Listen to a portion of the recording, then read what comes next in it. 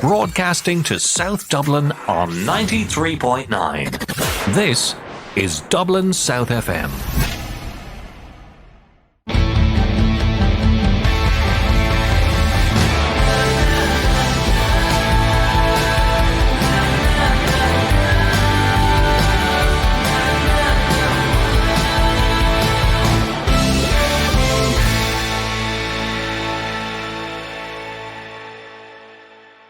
Good afternoon and welcome to Business Eye on Dublin South FM. And hi Joe, it's good to see you again.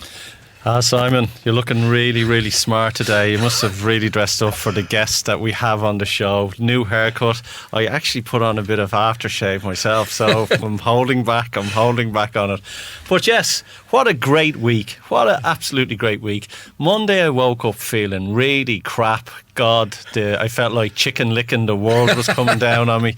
And as the day went on and as the week went on, it got better and better and better. Hence, I'm full of enthusiastic nuances and I'm ready to chat. You're ready to run, yeah. Away. Who have we got today? So you're right, I had a shave and a haircut just before the show. So because our guest is Mary Holmes from... tax collector. Exactly. Mary Holmes from Ruby 7, is that right? That's correct, and I'm deeply honoured, guys. And you're looking fab. Thanks a lot, and it's great to see you. So you should see us. We usually dress like... Yes. What's the correct... Tramps. Tramps. Yes. But some tramps have dressed better than me. Yes. You know. But yes, Mary is a fashion consultant.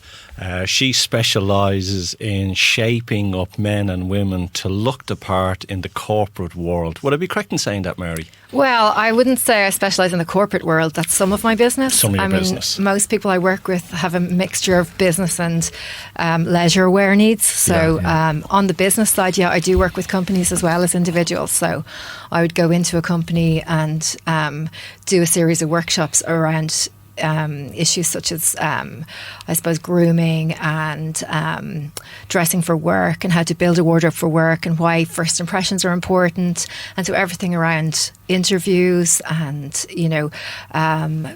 the difference between business casual and business formal. So there's an awful lot of content in there. And some companies may have an issue with one or two people who aren't really up to scratch. And instead of, or maybe they've tried to deal with the issue on a one-to-one basis, but sometimes it helps if somebody can come in from the outside and explain why it's important to, when you're representing a brand, to project the best image possible. It is, and it's like for grooming. I used to think grooming was just for dogs, and then someone says you need to groom yourself, and then I didn't. I met my beautiful wife. But I usually have no shame. When I was 10 years old, I remember walking down the road with my wife on the Sunday. We were doing a walk, and I had an old hat on, and I had a jacket, and I had a pair of hiking trousers on that were too short for me, so they were flapping up around my knees, and I had bright blue runners on as well.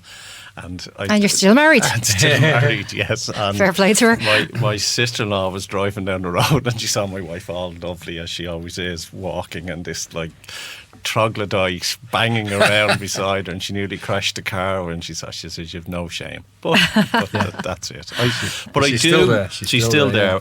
But that's from a casual end. But from a business point of view, I do believe that it is very important to dress the part. I think for yourself as well as for the company. Yeah. But even as an individual, yes, for yourself. But it's getting that right. And is it, for people that have fair hair or dark hair or blue eyes or green eyes or height or size, is there a difference or a fit for that person, or is it a personality thing? I think it's a bit of everything. I mean, firstly, I think the most important thing is to dress for your shape, because you can fix colour but you can't fix shape. So if you have, say, a suit that's a really good fit for you and it really suits your body shape and it's the wrong colour, you can always wear an accessory that's a better colour for you. Or add a coat in a better colour. So I think first, number one is shape. Number two is probably colour. Colour can help. But also I think you're right in terms of reflecting your own personality is important too. Like you will have corporates that have very strict dress codes and some are more relaxed, especially in the technology sector. It's a lot more relaxed. So if you're working for somewhere like Google, you probably wouldn't have to necessarily wear a business suit.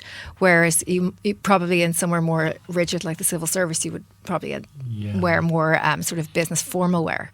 Do you deal with attitude as well when you go into organisations? So is it not just image, but you also talk about attitude? What And the feck are you talking about attitude? because that for me is a bugbear when I go into a new company or an interview or I'm going to meet somebody and I go to the reception and they're just rude. Oh, you know? yeah. They might look great, but they're Yeah. rude. Do you deal with that? Oh side yeah, of it? definitely. Like I do a lot of work on first impressions, and Yeah. I suppose the biggest part of a first impression is appearance and body language. So body language is about your attitude and about your behaviour and how you come across too. And I always talking about how you're a brand ambassador for the company that you work for. So the image that you project is the image of the company to the public. So, you have to be aware of how you're coming across.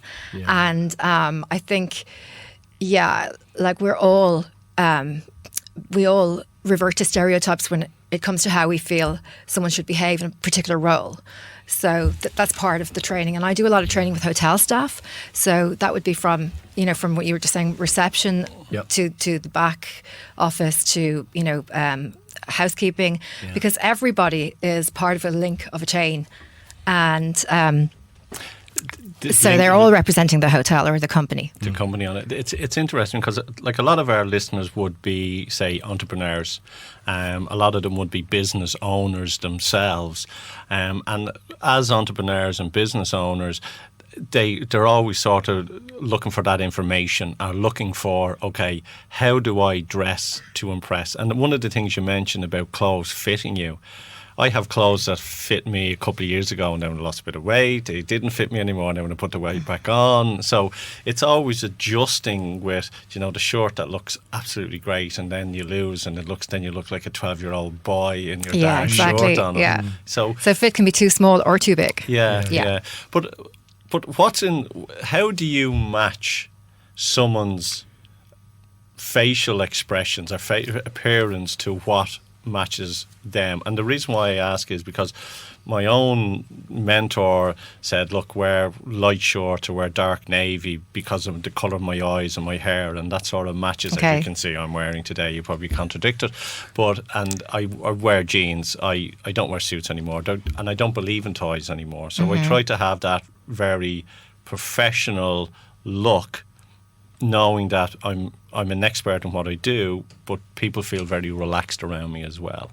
How do you... do you ask people questions? Yes, it starts with a consultation, and usually it's in the client's home because for a few reasons I need to get an idea of who they are as a person. So I need to see, what's their habitat like? Do they have kids? Do they, what's their... interior design style like, what's their taste like, as well as being able to, I need to look in their wardrobe and see what we're starting with. So sometimes I go in and I weed a wardrobe, which it takes a good few hours, and that's really sorting everything out, getting rid of what they don't need.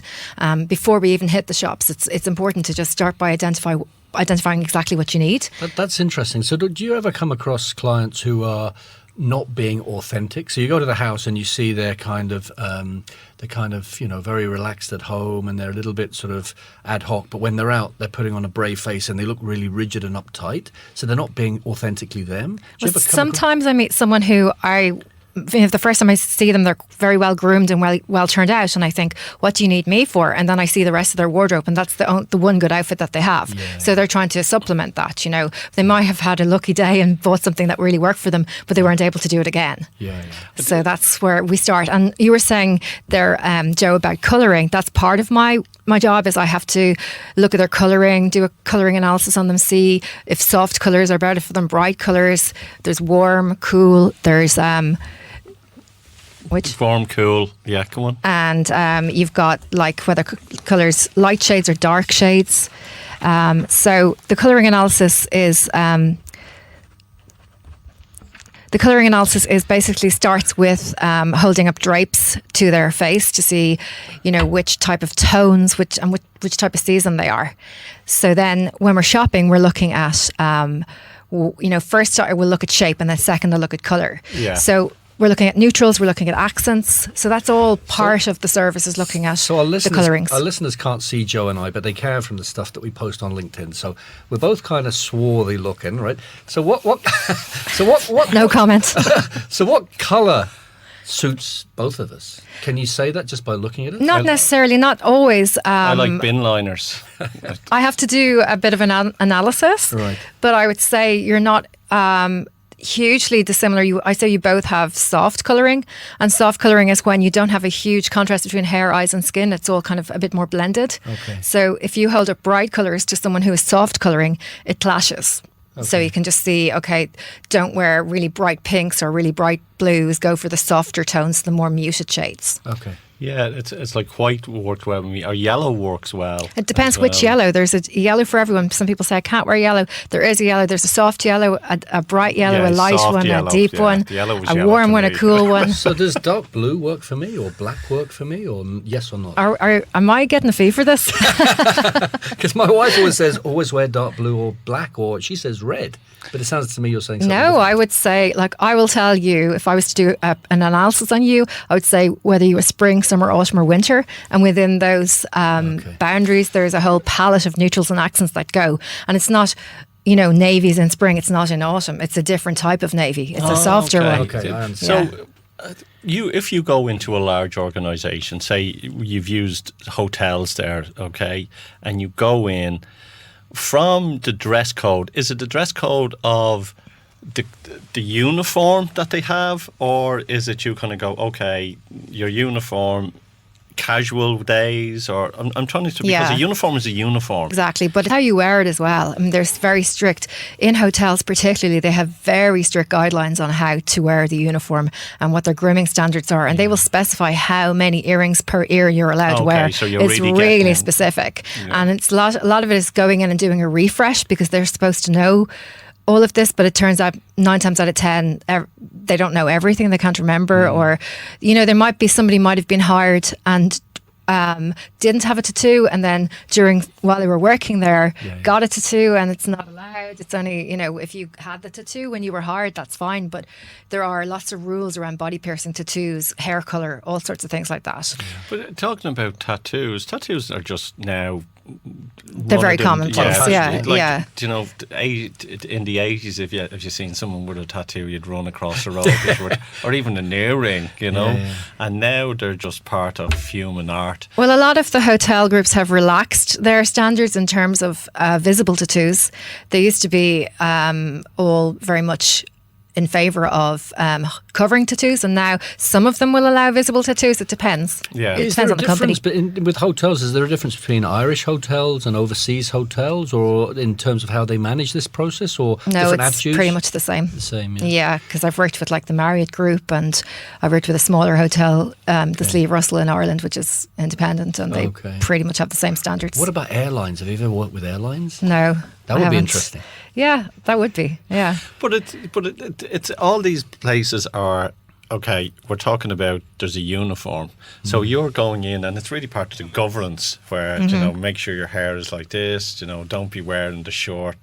Oh yeah, that's just part of it. But just part that's of only a it. small part of my business. Yeah. Like what I mostly work with is people who work in, say, corporates who have a dress code, which is either business formal Monday to Thursday and business casual on a Friday. Okay, Or it could be yeah. business casual all week and a dress down Friday, which Yeah. is jeans and a t-shirt. It doesn't matter what you wear on the Friday as long as you're not scruffy. What do you find the most challenging industries or subsectors in it? Are there really difficult ones to shake up? Probably ones like the likes of Google and the high tech, where people are maybe a bit too casual. Yeah. In terms of Scruffy looking, some of them. Yeah, they can be, and you're also on this internal career path in the company. You want to be perceived in a certain way if you are.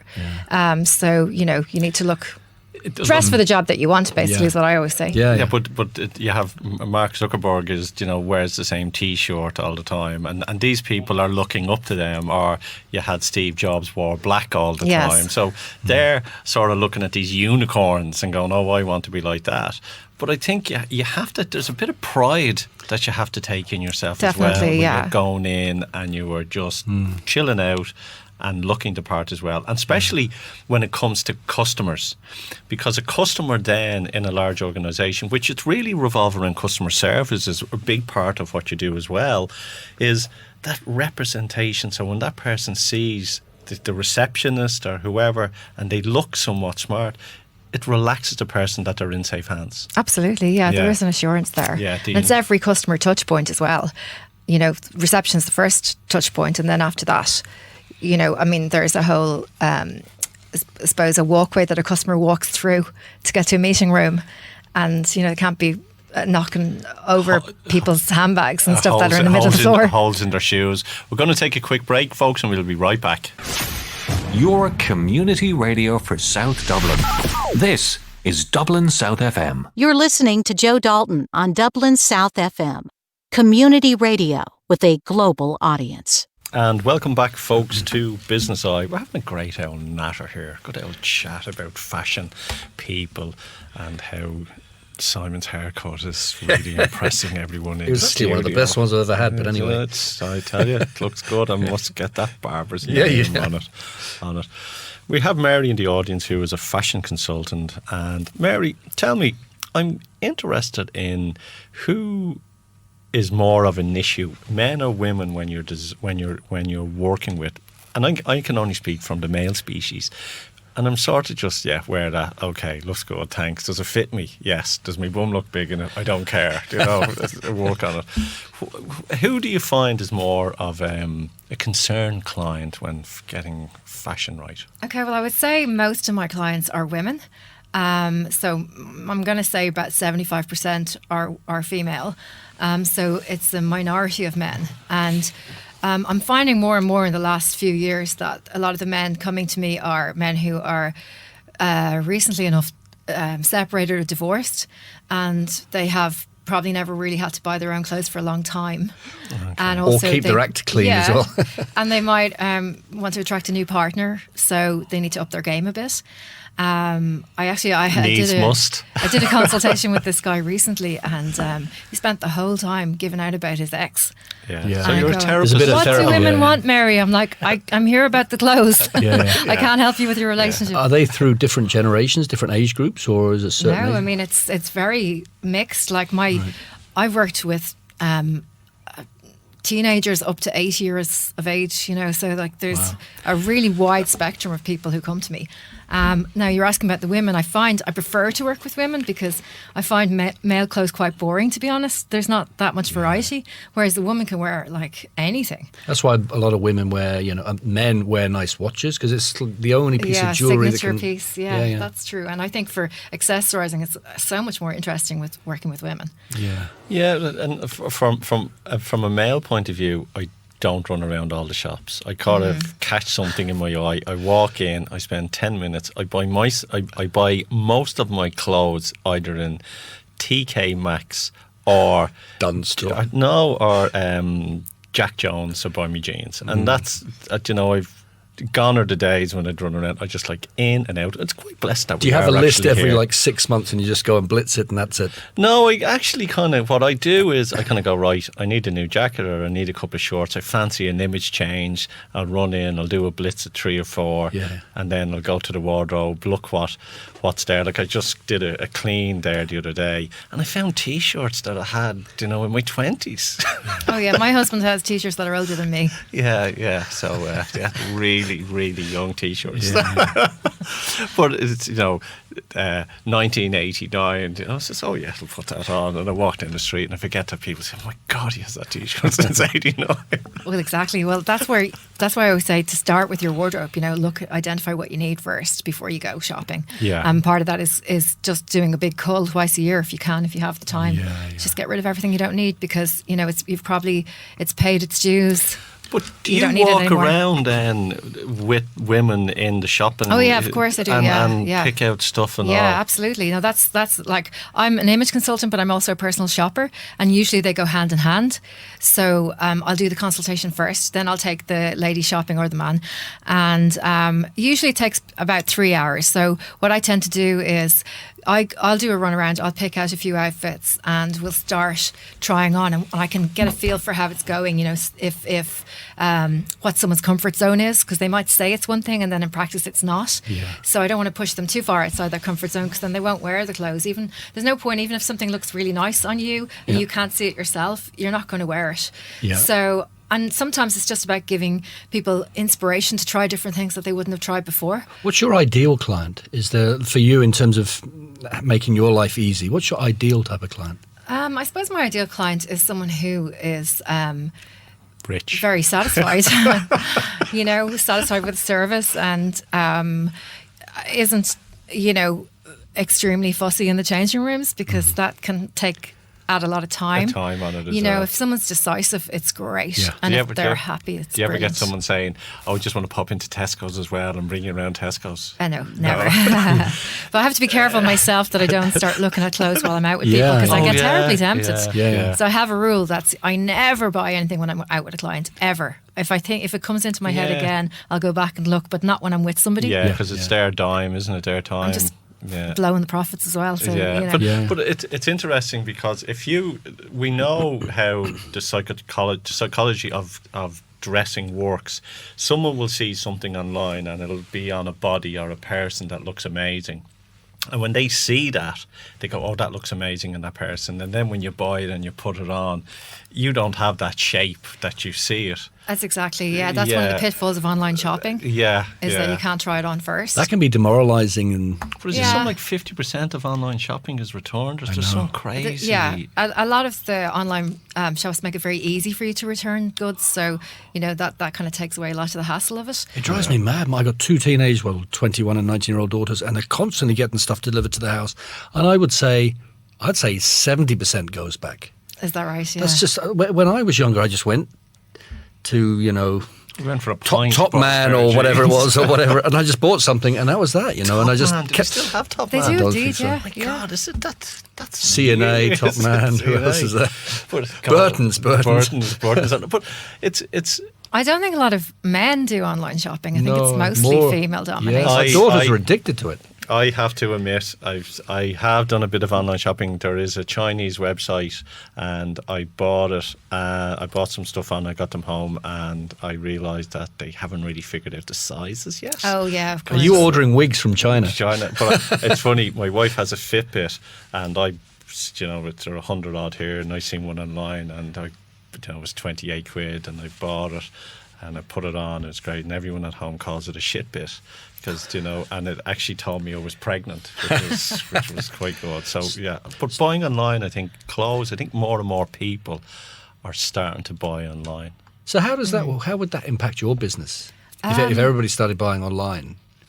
Well, I suppose I'd have to diversify, and I'd have to do different consultations, which involved actually helping them to buy online. Colour-wise and... No. I suppose if a lot of the retail stores, the bricks and mortar closed down, then I would have to diversify, and I have to say the personal shopping is on a computer and not in a store. Yeah. But, move with the market. I'll tell you, being honest, I have bought stuff. I remember years ago buying stuff, and it was really freaky, but it was probably in my 20s. But I'd wear it, and go, right, this looks really nice on me. And they'd be in the road, and I'd walk out the door. And as I'd walk out the door, I'd stop and I go, I'm not wearing this in public. And I'd go upstairs and I'd put something out, because I didn't have the confidence to kind of go, I'm not wearing this out in the street, because people will, think I'm an idiot. And that's a self-esteem thing that you have to... I would deal with a lot of women with, poor self-esteem, and I think that's one of the things I love about my job, is giving them a lift. We had a previous guest on here her job was training and coaching and mentoring models, female models. That's right, and I was blown away by how lacking in confidence They most must have to models deal with are. a lot of rejection, though. Yeah. And it's very hard to put yourself out there and you're the product. They seem to have less confidence than the average people, which They've blew me probably been away. turned down a lot as well. But it's you know. less confidence, but it's also the industry is very there's Brutal. manipulation in it. Absolutely And brutal, she's basically has seen this, and she's helping people. So she connects us. It was great. Yeah. Yeah. Sounds good. So in terms of your business, what are the plans for the next 12 months, 24 months? Is it continue to do the same, or do you want to? And in terms of clients, what sort of clients do you have now, and what sort of clients would you, if people are listening, would you ideally like to get into? Okay, well, I've been doing this for about 13 years, and I'd just like to keep going as I am because I've so much business, which is fantastic. I do enjoy doing the corporate work, so I'd like to do a bit more of that maybe, because that's not the majority of my business would be with personal clients, so one-to-one. So I'd like to do maybe a bit more corporate, maybe look at some other industries similar to hotel groups, maybe something else in the hospitality business, I'm not sure. I'd like to continue to meet new people. That's the best part of my job, is that I'm not going into an office where I see the same people every single day. Every week I'm with new people, and it's very high touch, high intimacy. I've never met the person. I'm standing in their bedroom, they're telling me what they don't like about their bodies. Like, it's really intimate, and then you might not see them again, or you might not see them for a few months. So I have a lot of repeat business, which is great. I love that. I love seeing the same people come to me every year. But it's amazing how you followed your passion. And you took a chance on it, because you were telling the story. You were working for Vodafone, and Pete, your friend, said to you, "My God, you were out shopping with them," and they said, "You must.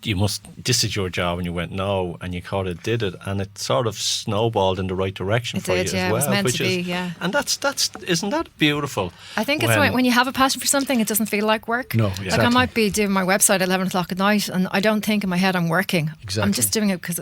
It's your passion. It's part of you. It's part of you. Yeah, and I want to do the best I can do. Like, I was working till.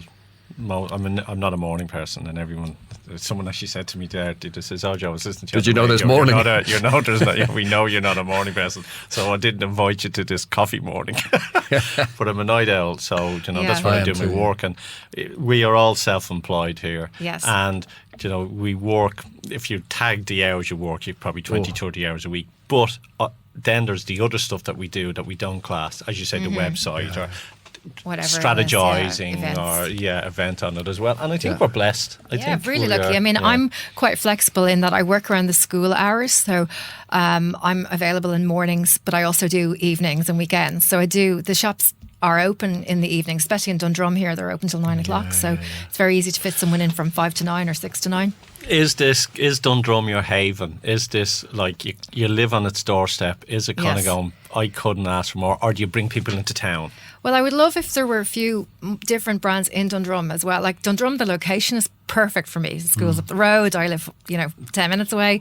I'd like if there was a Debenhams here, if there was a Dunn's here. And if there was, some of the shops are only concessions. I'd like to see a standalone warehouse as opposed to just a concession in House of Fraser.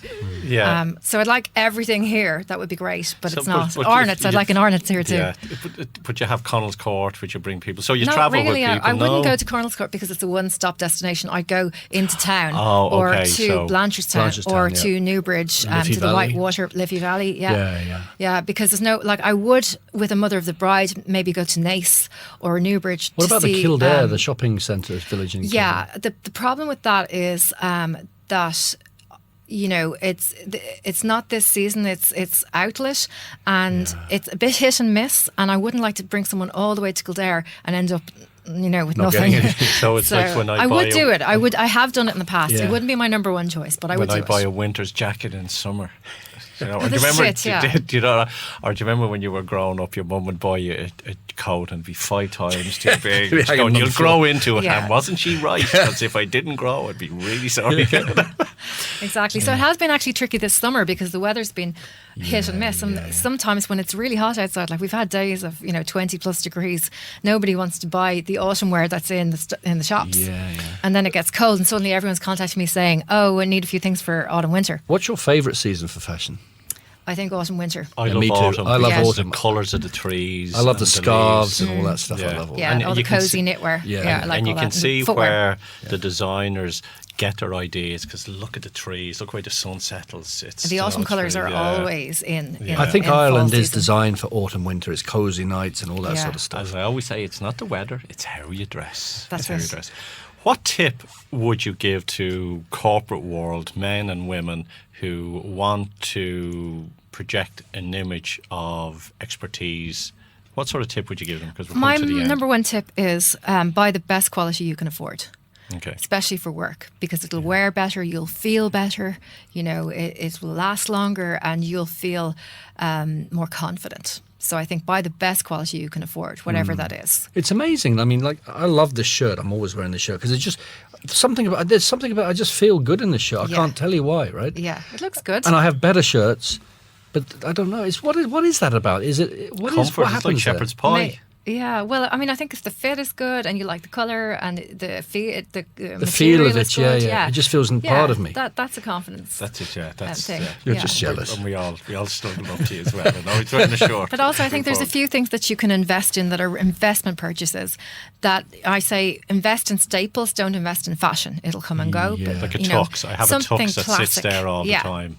And any drop of a hat if there. Well, at least you have a go-to, you know, Yeah. for if something comes up like Yeah. that. And for a woman to have a really good dress, a really nice, sharp white shirt, you know, a good suit, a really good business suit. Something doesn't have just to be to, yeah. trousers. It can be skirt or Yeah. dress or something. But Do you agree with women dressing as more? I don't know, as not as men, as dressing as men. androgynous? Masculine, more Yeah, masculine, or masculine. that's a trend sometimes, the Is it? androgyny, Yeah. but it doesn't suit everybody. You have to be Yeah. a certain shape.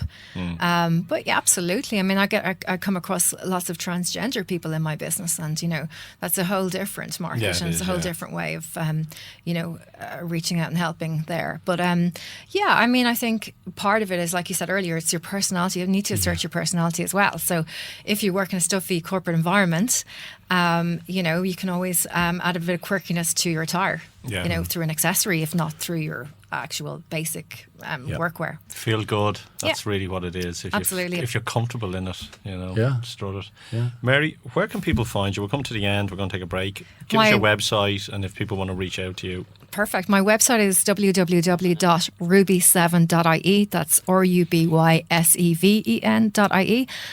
My details are all up on the website, and I'd be delighted to hear from anybody for a consultation or a wardrobe reading experience or a colour consultation or a personal shopping experience. Your website's fabulous. Thank you very It really much. does. And it's when I typed in fashion and yours popped up, so it's not really fashion, it's more style. But that's when I typed in Yeah. fashion Oh, did you? stylist. Okay, because Next I time, find- type in style. Yeah, Well, I style was- is about the wearer. Yeah, but Fashion's about the I was clothes. fashion Yeah. stylist, and that's what came up on it. Okay, good to know. Are you on LinkedIn or are you? Yes, I'm on LinkedIn, Yeah, but I would say that the majority of my business comes through the website. the website on Yes, as well. and my email is mary@ruby7.ie. Are you on Facebook or Twitter or anything? Yeah, as on well, Facebook, yeah. Yeah, on it. No, it's because a lot of our people connect here through LinkedIn as well, and that's Yeah. why we're saying it. I'm so relieved I got my hair cut. Well, So am I. that's you set up for the weekend. It is, yeah. Set up for the weekend on it. Mary, thank you for Excellent. coming on to Business You're very Eye. It's a welcome. pleasure. Lovely to be here. Maybe we'll have you on sometime in the future. You can tell us what's forward to that. coming on for 2020, the fashions for 2020. No, I'll have to tell you about 2021. Oh well, yeah. See, I'm still living in the dark 2020's old ages. news at this stage. Is it? There we go. There we go. Mary, thank you for coming on, and you have a fabulous website, and I'd highly recommend if anyone is looking for a change or needs to sort of just dress to fit the part, they would get in touch with you. Thank you very much, guys. Thanks a lot. Thank you. Bye. Bye. Broadcasting to South Dublin on 93.9. This is Dublin South FM. You're listening to Joe Dalton on Dublin South FM, community radio with a global audience. And welcome back. So we're moving on to a new guest and a new topic of discussion, which is very kind of timely given what's been happening in the budget, etc. recently, and it's completely different from our last guest. So I'd like to introduce, is it David Condon? Damian Condon. I couldn't read my own writing there. Sorry, Damian. And you're from WPM Greenergy. Yeah. So tell us a little bit about you and the company and the products and the market you're working in. Yeah, and thanks guys for having me. So the company WPM, it's really involved in the whole kind of climate action, green environment, renewable, all that type of thing. Yeah. It's only a new company. Been doing different things over the years, and through those various different business opportunities, it's brought me to this particular focus point now. Okay, so two questions I'm going to ask you. One is, what is it? And the second one is, why? Yeah, and that's right on the money. So the machine that we have, the first product or the first bit of technology is called ORCA, and ORCA stands for Organic Refuse Collection Alternative, and it is designed to remove brown food waste bins. We have the machine on trial for the past few months in a venue in North Dublin, and it's just obliterated all their food waste. So they'd have a big carvery, very, very heavy food, and very, very, very heavy food waste situation. Yeah. So they would have maybe 10 to 12 food bins per week. Yeah. So we've taken that out of the equation, and our machine processes all that food waste and puts it down the sanitary sewer. So are you taking all the moisture out of all the food and drying it up, or because that's what I'm you know, very good. And the reason as well is because we all have brown bins, and we all, you know, the amount of waste that goes out, and you know, if you were to take all the waste that goes out in hotels around or restaurants in Dublin, we could feed half the nation for free. You know, so there's a huge big waste problem. Yeah. And that's very, very important. So there's 2 points. It's the amount of food that we put on our plates and all that sort of stuff, and the likes of the EPA are dealing with that at the moment. Yeah. If there is food waste, that's where we will come in. So it's all about weight. We know, correct, you know, the lift that we have correct, and the weight that's coming in. So what's happening is you have this unit in restaurants or hotels and possibly in homes eventually. Hopefully, yes. And people will put the stuff into this, leave it, forget about it. Yeah. What happens? Okay, so it's like a stainless steel unit, and it's probably no bigger than the smallest. We have 4 different machines. The smallest one would be like a small fridge or a small dishwasher, about that size, about that height, and you feed it from the top. Inside are biochips, and the biochips take some enzymes onto them, and they just rotate constantly over 24 hours. You put the food in whenever you want to put the food in, and what comes out the pipe is earth-friendly water, like a milky style of water. So everything's reduced down. Everything is reduced, and that includes chicken bones, fish bones, any of the bigger bones, like the steak bones, you'd have to keep them to the side. So that's different. So, for example, we were just saying through the break, in Korea, I think there's South Korea, across the whole nation, they have a policy now that all your green waste, they put it into compostable pink bags, and then it goes into some sort of system, government-run system, and then they separate the liquid. 80% of it is liquid, and that goes onto the fields, and then the 20%, then they use that as compost. So this is a different system. Yeah, everything comes out of the completely. So this is just to deal with the food waste issue, which is a big issue in Ireland, let me tell you.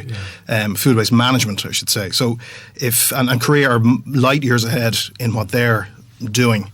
So this machine is used worldwide. It's used through Canada, through the United States, Australia, Dubai.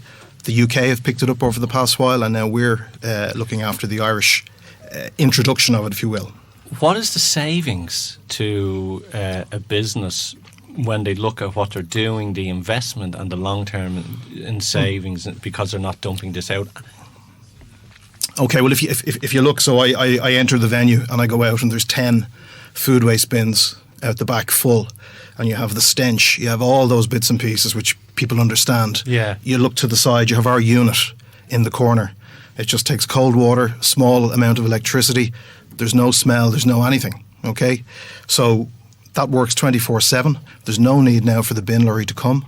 So you're not paying that. You're taking a view that, well, if there's no bin truck coming, I'm saving on CO2, which you are. Yeah. Then when the bin lorry comes and drives it 50 miles away, there's the methane side of it taken out of the equation. So it's all on site, and the price, as it stands, is equal probably to what you're paying at the moment for your bin lift. However, with the carbon taxes that are coming on board, this is just going to increase. If we put the machine into a business, it's a 5-year contract, 60 months, including service, including the replenishing of your biochips and your enzymes whenever required. So you have a fixed flat contract for 60 months. If you think the price of bins or food-based bins are going to be the same in 5 years' time, I can't see that being the same. The other element is, so this is it's put down the sink. Then is that what we're saying? Yeah, it just goes down the drain with the fluid. And is there an element of someone else has to deal with this down the road? Yes, and the interesting part of that, all the science is here. So I suppose if we step back a little bit now, we're working with the likes of Cork Institute of Technology, their clean tech department. They've picked up on this, and they're very interested in having a look at it. Walking around, kicking the tires, if you will, and testing it from an Irish point of view. But we know from every other jurisdiction it's been in, it works. So from the point of view of the water going down the pipe, there's less repurposing of that water. It's a nutrient-rich water, so less repurposing of that as it goes towards the waste treatment plant. So there's nutrients in it. Oh yeah, it's all natural. Yeah, is that better water than for feeding plants? And I'm not. Yeah. You know, But going back to the previous point, possibly. I mean, certainly there are one or two hotels, especially in Leinster, that are using some of the effluent off some of their food waste to try and harvest some vegetables and whatever else in the garden. Like in Dublin, where are you going to send the water? Yeah, it has to go down the pipe for a lot of commercial businesses. Yeah, for a lot of people who have a compost heap down the back of the garden, you know, and they throw all the veg in. It's the meat is the problem and the bone is the problem. Correct. So it's that's why I'm interested in that's. Really, if we can resolve that problem and that waste, and as you say, that if the colleges are looking at it as well, it's something that really has a lot of legs. Yeah, there's no doubt about it. I mean, I've been involved in various different kind of green investment type products over the years, from wind energy to solar to various different things. And when this came across my desk as an interested person, I said, I'm not going to send that out to try and, you know, have somebody else take a look at it and might be interested in it. You know, do you have this has to happen. So you mentioned a few other countries. I mean, do you have good examples of where this is working well that might attract the government or government bodies here to get behind this? Yeah, look, it's a good question. So at the moment, I've a meeting with Richard Bruton's department lined up, and that'll hopefully happen over the next week or two. Now, the clock is really only ticking since May, so as much as we want this to happen 6 months ago, you know, you have to go through the various different steps. So the type of clients that you would see, or the brands that you would see around the world, would be American Express. I mean, the Dallas Cowboys use it. You're talking about IKEA. And various different hotels, the Westin, the Waldorf Astoria, the Ritz-Carlton, so on. So, you know, if you were to pick up the phone and ring the head porter or the head chef and any of the maintenance guys in these places, they would tell you this is fantastic. I wonder what would airlines, is there much food waste on airlines, or is it more plastic stuff? I was just thinking, airline waste. Yeah. Where does that go? I usually eat everything because, you know, there wouldn't be much food waste. Do you know, it's the logistics. We're trying to get that right. Just to give you an idea, our colleagues in Canada who manufacture the Orca, they had an order for 400 of the smaller units to go into the cruise ships sailing out of... That would be big. Yeah. But they have to actually redesign the machine ever so slightly, so it fits into the kitchen or the galley of waste. I was a few years ago, I went on a couple of cruises, lucky enough, around the Caribbean stuff with my wife and kids, and a lot of the customers there were Americans, and you know, they would have like a mountain of food on their plate and only eat an eighth of it. So the rest of it went in the bin. And so where would all that go on a ship? They just take it. They wouldn't dump it at sea, would they? I'm not sure, and I'm not going to speculate. Yeah, like years ago, many moons ago, they used to, you know, the ships going from Ireland to England open up the door, and the black bags used to go into the sea. You know, that was because my dad used to go scuba diving in the Red Sea, and apparently they got a massive. Is it the Red Sea? A massive problem with sharks now because they've been chucking the food out the back of the. Really big sharks. Probably. Yeah. Damian, what's the future for the organisation and the product in Ireland? Well, the way we look at it is that we're trying to disrupt the market, but in a really, really good way. Yeah. So anybody that has a brown bin, in a commercial sense, we're not teed up for residential just yet, should really look at this as an alternative. Because if you think a big heavy diesel lorry, I mean that's the only alternative at the moment. But if you think that's a good idea, when you compare it to this stainless steel, Siemens-driven product. Uses natural enzymes, you know, rotates. There's no odor off it. There's nothing. It's a fantastic machine. And it's that simple. I think you've seen a clip of it as well. Yeah. So we want to get the Orca into every commercial business that has a food waste management issue. And from talking to a lot of the guys out there, they all have it. As in, they all have the food waste management issue at the moment. If someone wants to sort of connect with you or find out more about it, do you know where is it they can reach out to you? What's the website name? Or Yeah. Well, the quickest way around it, and I'd love people to look at it just from a looking forward point of view. If you type into Google or your phone or a computer, feed the orca.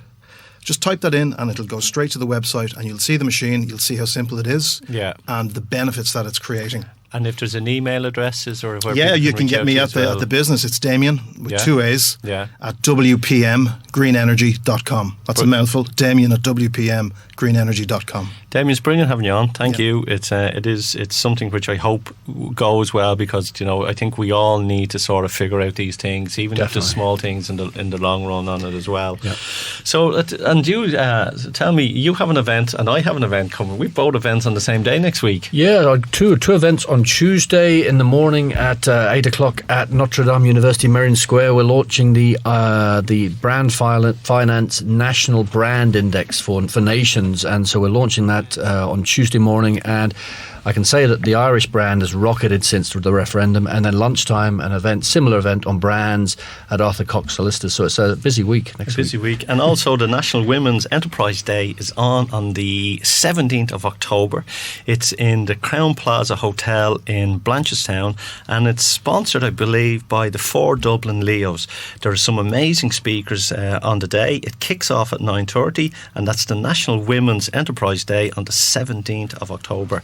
And also, I'm running an event as well on the 15th of October. That's next Tuesday. Same day. And same day from 9 till 1 o'clock. And that's helping consultants and advisors develop and grow their business. And I'm running that in the Royal Marine Hotel in Dunleary. And if anyone is looking for tickets for that, it's jdc.ie. That's www.jdc.ie. And until then, Damian, thank you for coming in. Thank you very much, Damian. Simon, another super week. Thanks a lot, yeah. And to our folks listening there, have an amazing week, and we will catch you next Friday on Business Eye. You're listening to Joe Dalton on Dublin South FM. Community radio with a global audience. Broadcasting to South Dublin on 93.9. This is Dublin's